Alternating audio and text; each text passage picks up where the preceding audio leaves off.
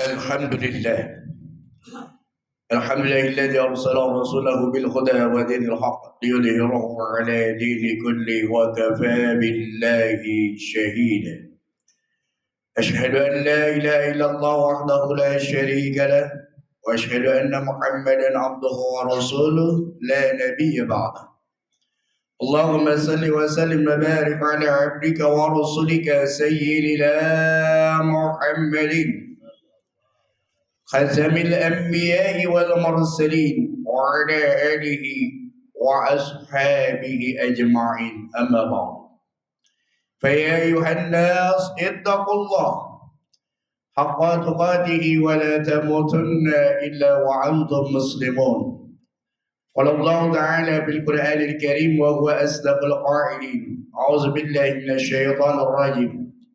بسم الله الرحمن الرحيم. وفي أموالهم حق للسائل والمحروم. صدق الله العظيم وصدق رسوله النبي حبيب الكريم ونحن على ذلك من الشاهد والشاكر والحمد لله رب العالمين. Ma'asyiral muslimin sedang jemaah rahimakumullah. Marilah kita panjatkan puji dan syukur kita kehadrat Allah Subhanahu wa taala. Bahwasanya Allah Subhanahu wa taala senantiasa memberikan kepada kita bermacam-macam kenikmatan, terutama nikmat iman dan Islam serta nikmat sehat wal afiat. Sehingga dengan kenikmatan itu kita masih diberikan kekuatan oleh Allah Subhanahu wa taala untuk melaksanakan salah satu kewajiban kita selaku seorang muslim, yakni melaksanakan salat Jumat di masjid yang kita cintai ini, dengan harapan mudah-mudahan seluruh aktivitas ibadah kita diterima oleh Allah Subhanahu wa taala. Amin ya rabbal alamin. Dan juga tidak lupa salawat serta salam semoga tetap tercurah keharibaan junjungan kita, dialah baginda kita Nabi besar Muhammad sallallahu alaihi wasallam, dan juga tidak lupa kepada para keluarga dan para sahabat-sahabatnya, termasuk kita selaku umat yang mendapat syafaatul uzma di yaumul qiyamah. Amin ya rabbal alamin. Ma'asyiral muslimin sedang jemaah rahimakumullah. Dari mimbar yang mulia ini saya selaku khatib berwasiat, khususnya kepada pribadi saya, umumnya kepada jemaah sekalian. Marilah kita bersama-sama untuk meningkatkan keimanan dan ketakwaan kita kepada Allah Subhanahu wa taala dengan sebaik-baiknya takwa, yakni imtisalul awamirillah wastinabun nawahi, menjalankan segala apa-apa yang diperintahkan oleh Allah Subhanahu wa taala dan menjauhi segala larangannya. Karena dengan keimanan dan ketakwaan kita kepada Allah Subhanahu wa taala, niscaya kita akan mendapatkan kebahagiaan dunia maupun akhirat. Ma'asyiral muslimin rahimakumullah yang dimuliakan Allah Subhanahu wa taala, kita masih berada di bulan Zulhijjah, bulan haji, di mana umat Islam saat ini sedang melaksanakan ibadah haji, dan juga ada juga yang sudah tuntas melaksanakan ibadah haji, sehingga beliau sudah mulai mereka untuk pulang ke tanah air kita. Kita doakan mudah-mudahan saudara-saudara kita yang melaksanakan ibadah haji mendapatkan haji yang mabrur dan mabrurah. Amin ya rabbal alamin. Dan yang kedua, bahwa kita di bulan ini bulan yang sangat historis, bulan bersejarah. Bagaimana kita meneladani keteladanan Nabi Allah Ibrahim alaihissalam, yang tentunya ini adalah merupakan teladan yang menjadi milah kepada umatnya Rasulullah sallallahu alaihi wasallam. Berawal ketika Nabi Allah Ibrahim alaihissalam mendapat gelar Khalilullah, kekasih Allah Subhanahu wa taala. Mengapa dia mendapat gelar Khalilullah? Yang pertama, bahwa Nabi Allah Ibrahim alaihissalam dikenal dengan sebagai bapak tauhid. Apa itu tauhid? Bagaimana kita mengenal yang satu pencipta alam semesta ini, yakni Allah Subhanahu wa taala. Ketauhidan adalah menjadi dasar bagaimana kita meningkatkan ubudiyah kepada Allah Subhanahu wa taala. Dengan dasar tauhidillah, dengan dasar keimanan kita kepada Allah Subhanahu wa taala, maka dasar itulah kita melaksanakan perintah-perintah Allah Subhanahu wa taala. Tentunya dengan dasar tauhid, apapun yang diperintahkan oleh Allah Subhanahu wa taala akan mudah kita laksanakan. Yang kedua, Bagaimanakah kedermawanan daripada Nabi Allah Ibrahim alaihissalam? Tentunya bagaimana Nabi Allah Ibrahim meletakkan setelah tauhid, dia lebih mencintai Allah dan Rasulnya.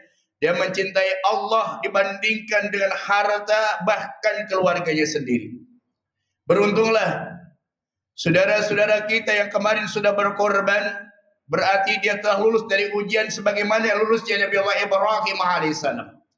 Maka di sana ada rasa dasar ketauhidan daripada Allah Subhanahu wa taala, sehingga kita dengan mudah untuk mengorbankan sebagian hartanya yang diberikan oleh Allah Subhanahu wa taala. Maka kita katakan bulan Dzulhijjah mengingatkan pada kita menjadi bulan yang dermawan. Maka kalau kita sudah mampu menjalaninya dan lulus dari ujian itu, maka 11 bulan yang akan datang tentunya kita akan dihadapkan dengan kebutuhan-kebutuhan sebagai makhluk sosial. Banyak lihat saudara-saudara kita di kanan kiri kita, ada orang-orang fakir, orang-orang miskin, orang-orang yang membutuhkan. Maka insya Allah dengan dasarkan tauhidillah kepada Allah, dengan dasar secara simbolis kita berkorban, maka kita pun akan dimudahkan oleh Allah untuk menolong sesama saudara kita. Ingat, harta yang Allah berikan pada kita, yang kita dapatkan setiap bulannya selari kita, itu bukan milik buat kita semua. Allah berfirman dalam Al-Quran, wa fi amwalihim haqqul lis-sa'ili wa mahrum. Setiap harta yang kita dapatkan bukan milik kita semua, tapi ada milik mereka, orang-orang fakir, orang-orang miskin, anak-anak yatim, dan tentunya tempat-tempat yang membutuhkan untuk biaya. Maka oleh karena itu wajib kita untuk mengeluarkan sebagian harta kita. Yang sedikit itu kita wajib keluarkan. Kenapa? Kalau kita tidak keluarkan, maka yang sedikit itu adalah kotor. Sedikit itu adalah najis.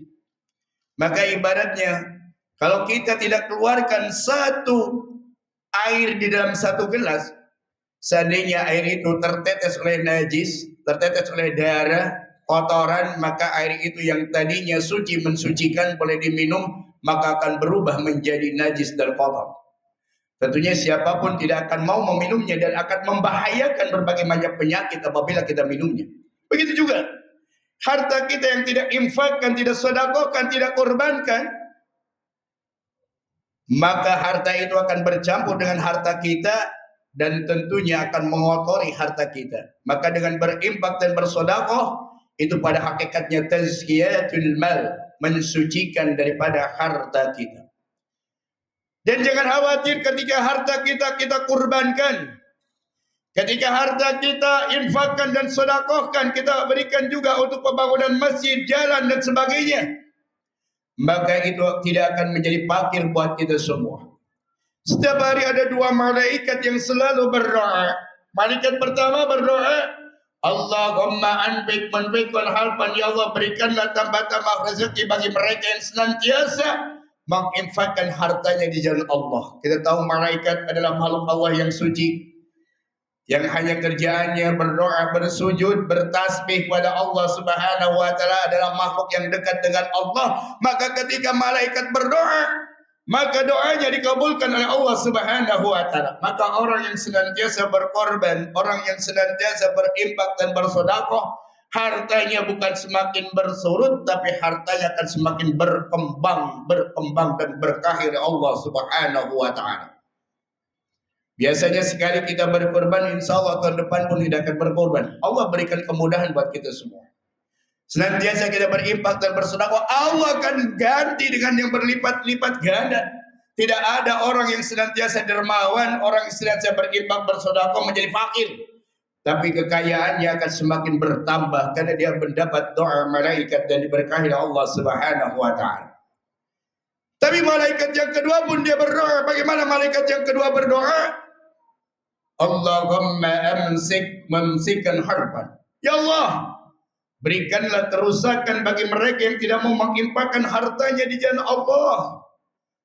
Uangnya, depositonya banyak, tabungannya banyak, kontrakannya banyak, mobilnya banyak, tapi disuruh beli kambing saja ukuran 3 juta tidak mampu, apalagi sapi. Padahal kata Nabi, man kana lahu wasi'atun falam yudhaqi fala yaqrabanna musallana. Barang siapa yang diberikan harta yang begitu banyak tapi dia tidak berkurban untuk kemarin, fala yaqrabanna musallan, jangan dekat-dekat dengan salatnya. Salatnya diterima oleh Allah Subhanahu wa taala. Maka orang-orang yang hartanya banyak tapi pelit tidak mau, maka dia pun mendapat doa malaikat. Tapi doa malaikatnya apa? Kerusakan yang Allah berikan padanya. Jangan heran, begitu hartanya banyak, datang air banjir habis terbawa, atau kebakaran yang terjadi, atau kemalingan yang terjadi, atau dia masuk rumah sakit. Dengan masuknya rumah sakit, walaupun ada BPJS tidak mampu untuk mendanainya, habis hartanya semua. Mungkin evaluasi itu dari harta kita yang tidak mau berimpak dan bersedekah, harta kita yang kotor itu. Sebetulnya ketika Allah memberikan ujian seperti itu, Allah sayang kepada kita. Dengan hartanya habis, maka itu pada hakikatnya untuk mensucikan diri kita supaya kita bertobat dan kembali pada Allah Subhanahu wa taala. Maka kata Nabi, as-sahiyun qaribun minallah. Orang yang dermawan itu dekat dengan Allah. Qaribun minan nas, dekat dengan manusia. Siapa manusia yang tidak senang pada orang kaya yang dermawan, orang yang senantiasa memberi? Qaribun minal jannah, dekat dengan surga. Ba'idun minan nar, jauh daripada api neraka. Tapi sebaliknya, wal bakhil, orang yang pelit, ba'idun minallah, jauh dari rahmat Allah. Ba'idun minan nas, jauh dari manusia. Karena pelitnya akhirnya dirampok sama manusia. Ba'idun minal jannah, jauh dari surganya oleh Allah. Qaribun minan nar, dekat dengan neraka. Nauzubillah dan summa nauzubillah. Maka oleh karena itu, melalui di bulan Dzulhijjah kita berkorban. Bersyukurlah, selamat pada mereka yang berkorban tahun ini. Mereka lulus dari ujian Allah Subhanahu wa taala. Dia lebih mencintai Allah daripada hartanya, karena Allah tidak menyuruh menyembelih anaknya sebagaimana Nabi Ibrahim alaihissalam. Tapi kita hanya sebagian saja untuk mengorbankan hartanya di jalan Allah Subhanahu wa taala. Mudah-mudahan planning kita ke depan, kalau tahun ini kita tidak bisa berkorban, niatkan planning kita. Mudah-mudahan dengan ada niat, insya Allah Allah akan berikan jalan bagi kita semua. Tapi kalau tidak ada niat, pasti alasan-alasan pun akan ada dalam diri kita. Maka dengan hati yang tentunya suci, niat semata-mata untuk taqarruban ila Allah taala, persiapkanlah untuk menabung dari saat sekarang ini. Supaya apa? Supaya kita lebih-lebih ketika kita diuji oleh Allah Subhanahu wa taala, kita lebih mencintai Allah dibandingkan harta, bahkan daripada keluarganya, karena dasarnya adalah tauhid pada Allah Subhanahu wa taala. Semoga Allah Subhanahu wa taala memberikan taufik dan hidayah kepada kita semua. Amin ya rabbal alamin. A'udzu billahi minasyaitonir rajim. Bismillahirrahmanirrahim. Inna a'tainakal kautsar fashalli li rabbika wanhar inna syani'aka huwal abtar. Barakallahu li wa lakum bil Qur'anil azim. Wa nafa'ani wa iyyakum bima fihi min ayati wa dzikril hakim. أقول هذا واستغفره إنه هو الغفور الرحيم. اللهم صل على سيدنا محمد وعلى آل سيدنا محمد. الحمد لله حمدا كثيرا كما أمر. أشهد أن لا إله إلا الله وحده لا شريك له إرغاما لمن جهد به وكفى. وأشهد أن محمدا عبده ورسوله سيد الخلائق والبشر.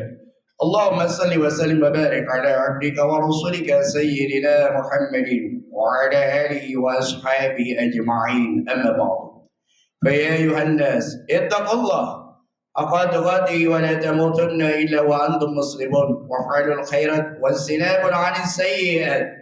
إن الله ملائكته يصلون على النبي يا أيها الذين آمنوا صلوا عليه وسلموا تسليما. اللهم صل على سيدنا محمد في الأول والآخر وبارك وسلم ورضي الله عن كل الصحابة رسول الله أجمعين. آمين يا رب العالمين.